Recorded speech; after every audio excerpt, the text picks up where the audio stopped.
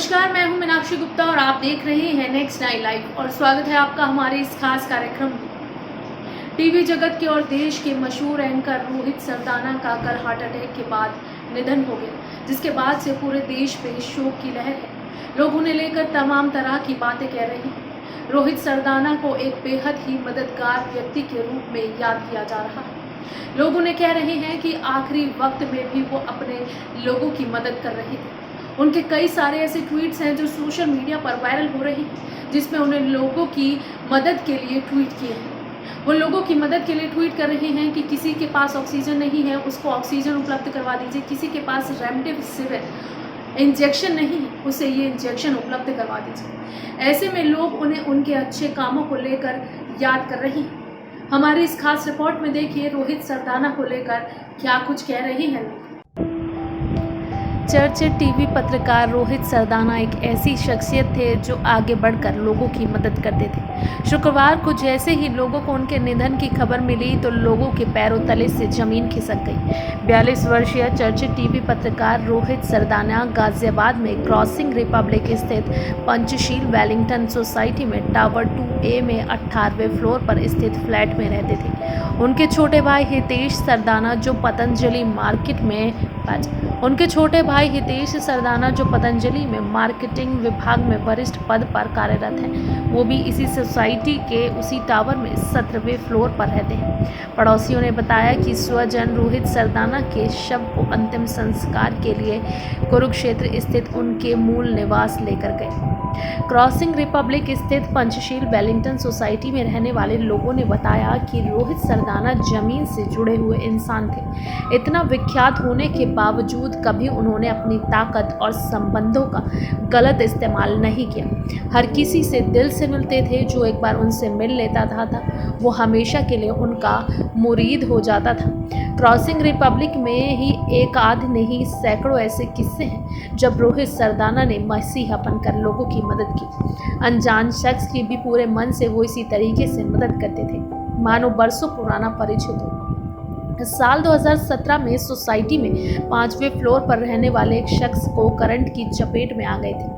गंभीर अवस्था में रोहित उन्हें खुद अस्पताल लेकर पहुंचे थे और सही समय पर सही उपचार कराकर उनकी जिंदगी बचाई थी।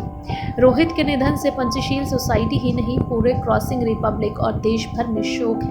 वो एक नेक इंसान थे, हमेशा के लिए आगे बढ़कर मदद करते थे। हमेशा उनकी याद आएगी। ये बात उनकी ही सोसाइटी में रहने वाले एक शख्स अविनाश सिंह कौशिक ने कही है। वहीं एक और शख्स ने कहा है कि रोहित सरदाना के निधन की सूचना से स्तब्ध हूँ। विश्वास ही नहीं हो रहा कि जिंदा दिल इंसान यूँ इस तरह इतनी जल्दी हम सबको छोड़कर चला जाएगा।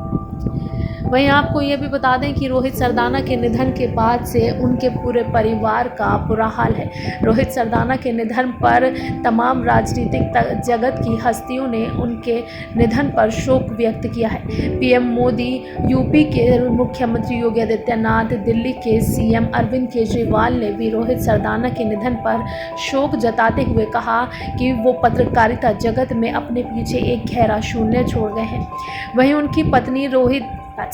वहीं रोहित सरदाना की पत्नी प्रमिला दीक्षित ने भी रोहित के निधन के बाद आज अपना पहला ट्वीट किया और उन्होंने कहा है कि वो कोशिश करेंगी कि वो रोहित की तरह ही मजबूत तरीके से आगे बढ़ती चले।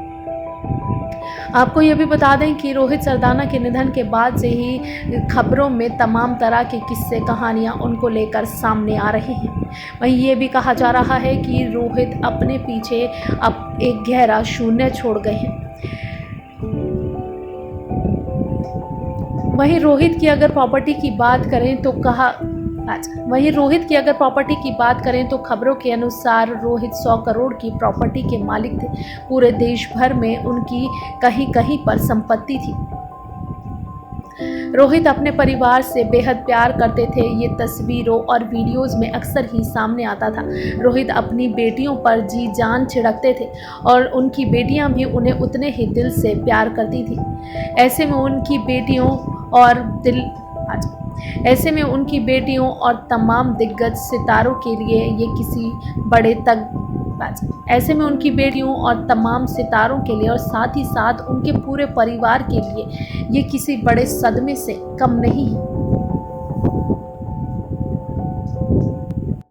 फिलहाल के लिए इस कार्यक्रम में बस इतना ही। बाकी देश और दुनिया से जुड़ी ताज़ा तमाम अपडेट्स के लिए आप जुड़े रहिए नेक्स्ट 9 लाइव के साथ। और अगर आपको हमारे वीडियो पसंद आया है तो इसे लाइक, शेयर एंड कमेंट जरूर करें। साथ ही साथ हमारे चैनल नेक्स्ट 9 लाइव को भी जरूर सब्सक्राइब करें।